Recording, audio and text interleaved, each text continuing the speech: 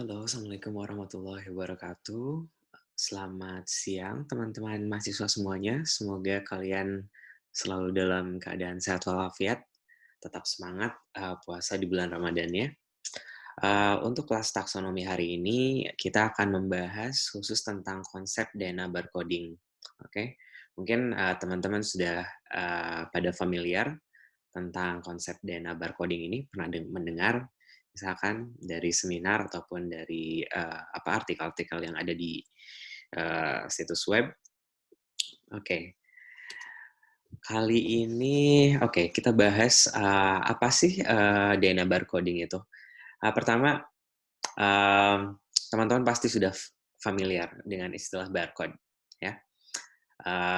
Kalau misalnya teman-teman belanja tuh di kayak misalkan Alfamart atau Indomart atau manapun, itu setiap item yang ada di sana biasanya punya barcode, gitu ya.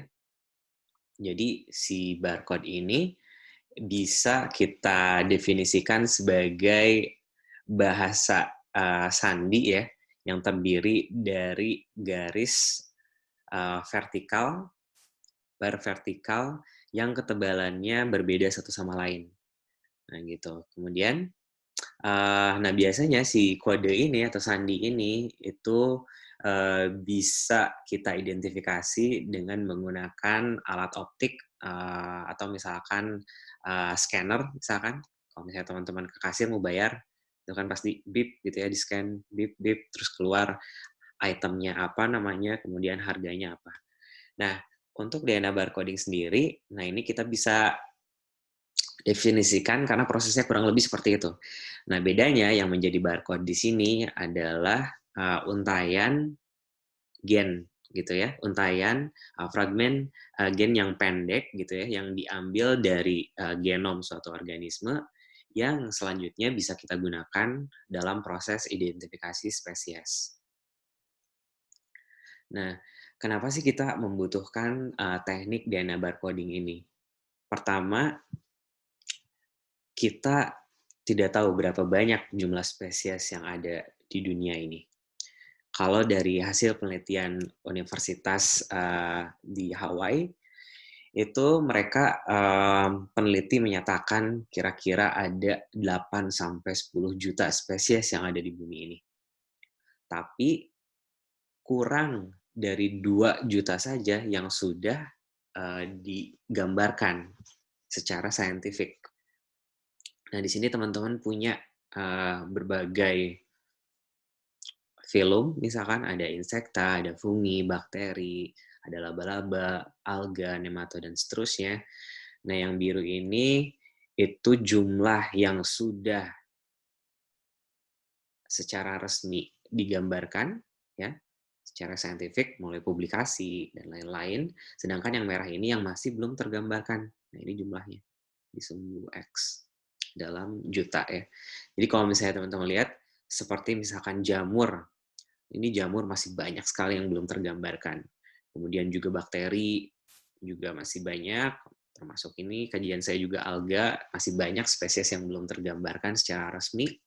Nah, masalahnya pada saat proses identifikasi suatu organisme ataupun apa istilahnya ya identifikasi itu membutuhkan skill khusus, di mana orang-orang yang bertanggung jawab untuk bidang ini itu namanya taksonomis ya. Jadi taksonomis ini, misalkan taksonomis serangga, nah dia paham betul tentang organ-organ serangga, apa yang menjadi kunci identifikasi berdasarkan karakteristik morfologisnya seperti apa. Nah masalahnya jumlah taksonomis di seluruh dunia itu trennya makin ke sini makin menurun.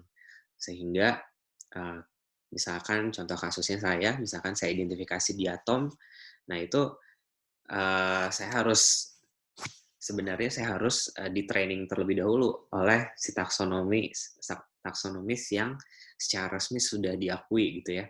Misalkan kurator atau taksonomis yang ada di museum misalkan.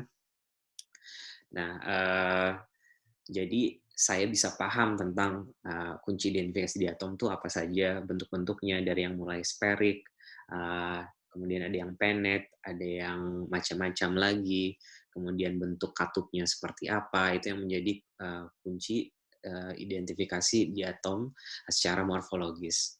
Nah, ini masalahnya sudah mulai berkurang nih si taksonomis. Makanya kita butuh suatu metode alternatif yang bisa kita gunakan dalam identifikasi spesies sebelum spesies itu punah, gitu. Nah, kemudian alasan yang terakhir yaitu kenapa kita harus menggunakan DNA barcoding, karena teknik ini relatif lebih praktis ya dibandingkan dengan konvensional taksonomi. Taksonomi konvensional. Jadi kalau misalkan taksonomi konvensional, biasanya teman-teman ketika punya spesimen, udah gitu teman-teman lihat tuh karakteristik morfologisnya berdasarkan yang ada di buku kunci identifikasi. Misalkan untuk diatom, valve-nya misalkan seperti A, kemudian lanjut lagi ke karakteristik berikutnya, kemudian lanjut lagi sampai akhirnya ditentukan kalau misalkan spesimen yang teman-teman punya adalah spesies A. Nah, itu lumayan juga memakan waktu gitu ya, dan tidak sembarang orang yang mampu melakukan hal itu. Nah, kemudian bagaimana sih proses DNA barcoding ini gitu ya? Jadi kurang lebih bisa digambarkan melalui skema yang saya citasi dari Biome ID. Jadi ketika teman-teman punya spesimen atau unknown organism, nah kemudian teman-teman melakukan ekstraksi DNA dari spesimen yang ada. Nah, setelah teman-teman punya ekstrak DNA-nya, kemudian teman-teman tidak lupa juga istilahnya menciptakan barcode fragmentnya. Nah, pada barcode fragment ini biasanya kita menggunakan primer untuk masing-masing organisme, itu biasanya menggunakan primer yang berbeda. Misalkan untuk diatom, misalkan mikroalga, saya biasanya menggunakan marker dari plastid, misalkan RBCL, atau juga bisa dengan menggunakan marker mitokondria seperti COX-1 gene. Nah, setelah itu ada tahap DNA sequencing.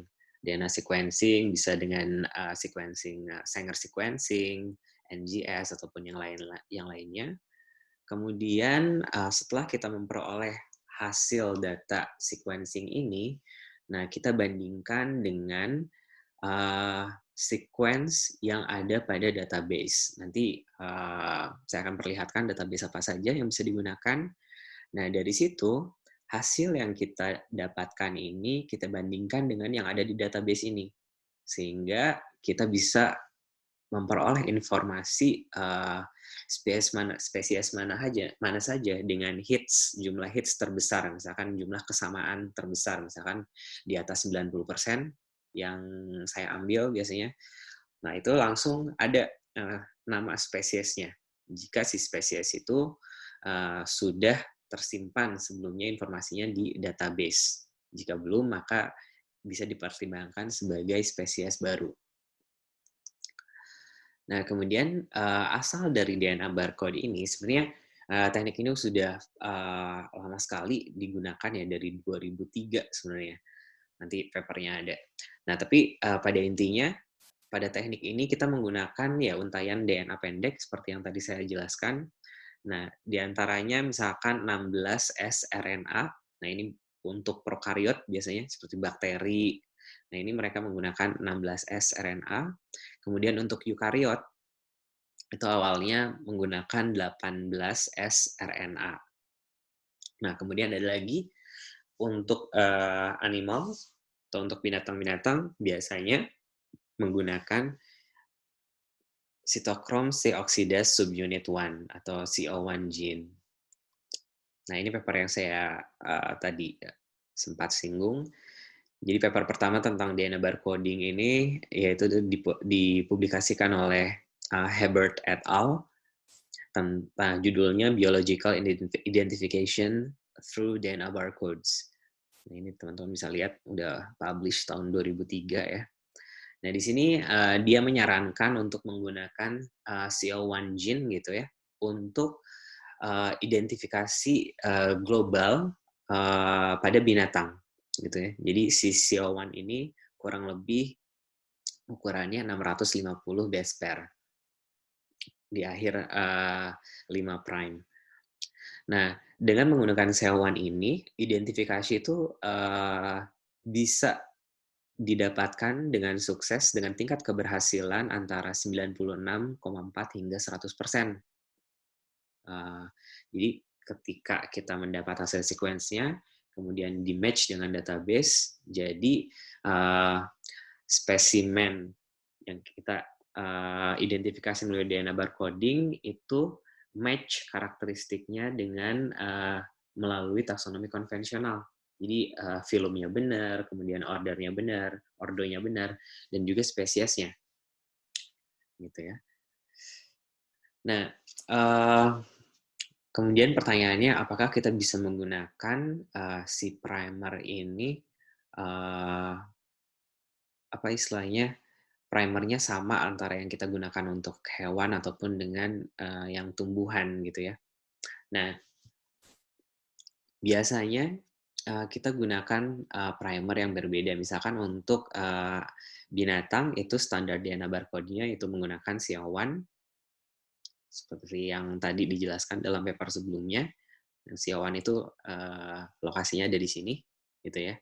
Kalau misalkan teman-teman lihat di mitochondrial genome, ya seperti di paper saya yang di Haslea Nusantara. Nah, si CO1 lokasinya di sini di 648 base pair, gitu ya. CO1 ini adanya di mitokondria. Gitu. Teman-teman punya sel, misalkan ambil sel insang dari kerang atau ikan, biasanya udah gitu, di sel tersebut ya terkandung si mitochondrial DNA. Dalam mitokondrial ini, nah ada si gen CO1 ini. Oke. Nah, kemudian gimana untuk tanaman gitu ya? Untuk tanaman seperti fitoplankton, kemudian tanaman tinggi lainnya, itu bisa menggunakan banyak sekali marker, diantaranya ada MATK, ada RBCL gitu ya. RBCL ini marker plastida gitu ya, yang diperoleh dari kloroplas. Kemudian ada juga yang diperoleh dari inti sel seperti marker ITS gitu ya. Ada banyak sekali gitu untuk marker yang kita bisa gunakan untuk identifikasi tumbuhan. Nah, tadi sempat disinggung setelah kita mendapatkan hasil sequencing yang diperoleh dari sampel kita, nah kita harus bandingkan dengan sequence yang ada pada database sehingga kita mampu mengidentifikasi spesimen kita ini termasuk dalam spesies apa. Nah, ini ada beberapa database yang bisa teman-teman gunakan. Misalkan yang pertama itu San Diego Barcode of Life. Ini sangat sering sekali digunakan oleh peneliti dunia. Kemudian ada juga Barcode of Life Database atau BOLD Systems. Ada juga Fishbowl dan masih banyak lagi. Gitu ya. Banyak sekali database. Untuk di atom ada sendiri, misalkan RSIS. Nah, kemudian apa sih yang menjadi kekurangan atau weakness dari DNA barcode ini, teknik DNA barcoding ini? Nah, tentunya teknik ini memiliki kelebihan dan kekurangan ya. Untuk kelebihannya sendiri, yaitu ya teknik ini bisa digunakan sebagai alat alternatif dalam proses identifikasi spesies dalam ilmu taksonomi. Kemudian teknik ini juga bisa digunakan untuk bisa mengidentifikasi spesies baru yang misalkan sequence-nya belum pernah terregister pada database yang ada. Kemudian teknik ini juga bisa dilakukan pada stadia hidup yang berbeda pada suatu organisme. Jadi ada suatu kelompok organisme yang ciri morfologinya itu pada saat stadia tertentu, misalkan stadia larva itu sama. Jadi misalkan kalau teman-teman lihat larva udang gitu ya, larva kepiting, larva lobster, itu pada stadia tertentu, pada larva tahap tertentu itu karakteristik morfologisnya sama, sehingga sangat sulit sekali untuk bisa istilahnya kita identifikasi hanya dengan taksonomi konvensional yang hanya membedakan karakteristik morfologis. Karena ya spesies-spesies tersebut punya ciri morfologi yang sama satu sama lain. Nah, makanya kita bisa gunakan teknik DNA barcoding ini untuk bisa membedakan. Oke. Nah, kemudian teknik ini juga bisa mengungkap spesies yang belum pernah tergambarkan gitu. Nah, kelemahannya ada juga nih kelemahannya. Kelemahannya ini jadi tidak ada daerah yang sifatnya universal untuk DNA barcode ini. Seperti yang tadi saya bilang, untuk misalkan tanaman itu ada marker ITS yang panjangnya berbeda misalkan dengan marker RBCL dan marker-marker yang lainnya gitu ya. Kemudian ya begitu juga untuk hewan gitu ya, ada mitokondrial gene gitu ya yang panjangnya beda-beda dan biasanya setiap spesies hewan itu juga beda panjangnya. Walaupun sama misalkan yang digunakan adalah mitokondrial gene. Oke. Kemudian ini teknik DNA barcoding ini agak sulit juga untuk diterapkan ketika spesiesnya sifatnya divergen. Jadi untuk spesies yang kekerabatannya sama gitu ya, misalkan genus yang sama gitu ya. Nah ini kadang sulit juga kalau misalkan si genus ini, si spesies ini sifatnya divergen gitu ya, karena proses adaptasi ataupun yang lainnya, faktor lainnya. Nah, kemudian si teknik DNA barcoding ini juga hanya mengidentifikasi interspesifik variasi genetik pada level interspesifik saja, gitu ya. Kemudian dan teknik ini juga bisa digunakan hanya dengan yaitu single approach, jadi suatu pendekatan tunggal. Makanya untuk memperkuat apa istilahnya hasil gambaran taksonomi dari suatu spesies tertentu yang misalkan sifatnya masih baru, belum tergambarkan, selain teknik DNA barcoding, kita juga masih memerlukan teknik taksonomi konvensional. Jadi kita integrasikan antara ciri morfologis dengan teknik DNA barcoding ini, sehingga diambil kesimpulan bahwa oh ini spesies baru gitu ya. Ini yang saya lakukan beserta tim peneliti untuk deskripsi diatom spesies baru dari Kepulauan Seribu, Haslea Nusantara. Jadi kita mengkonfirmasi dari teknik DNA barcoding dan juga teknik taksonomi secara konvensional. Karena yang kita dapat dulu seperti ini. Jadi untuk kasus Haslea Nusantara ya, nah ini paper yang pernah kami publish ya di Plant Ecology and Evolution. Jadi pada kasus Haslea Nusantara ini, hasil pengamatan ciri morfologi itu sangat identik antara Haslea Nusantara dan juga Haslea Australia yang ditemukan di benua Atlantik di Perancis. Nah gitu. Nah ini yang hasil yang kita peroleh dan ini telah dikonfirmasi juga oleh taksonomis Michel Poulang ini yang dari Museum Natural History di Kanada. Dia bilang oh ini kemungkinan spesiesnya sama gitu, Haslea Australia juga, cuma ditemukannya di tropis gitu ya di Indonesia gitu. Namun setelah kita lakukan verifikasi dengan teknik DNA barcoding, nah ternyata dari plastidal marker yang kita gunakan yaitu RBCL dan juga COX-1 gene, marker mitokondria, nah itu terkonfirmasi kalau si Haslea Nusantara ini berbeda gitu. Berbeda dengan Haslea Australia yang ditemukan di Laut Atlantik. Akhirnya ya kita konfirmasi, kita nyatakan kalau misalkan Haslea yang ditemukan di Indonesia ini yang merupakan spesies baru dan dinamai Haslea Nusantara.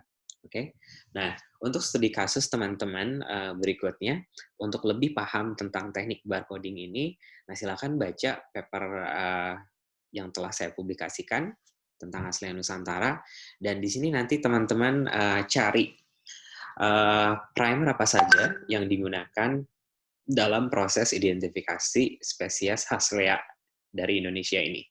Nah, kemudian berikan alasannya mengapa peneliti menggunakan primer ini. Oke. Nah, kemudian untuk studi kasus yang kedua. Nah, ini teman-teman pasti kenal binatang ini, binatang eksotik ya, ikan manta. Nah, jadi tugasnya tolong teman-teman cari satu paper yang berasal dari jurnal internasional yang bagus ya, yang dari kuartil pertama ataupun kuartil kedua, yang menjelaskan tentang aplikasi DNA barcoding pada proses identifikasi manta ray. Oke, kemudian tolong juga jelaskan primer apa yang digunakan dan mengapa primer-primer ini yang digunakan dalam proses identifikasi manta. Oke, sekian dari saya. Terima kasih atas perhatiannya dan partisipasinya dalam kelas taksonomi ini. Mudah-mudahan apa yang kita pelajari hari ini bisa bermanfaat. Oke, wassalamualaikum warahmatullahi wabarakatuh. Merci beaucoup.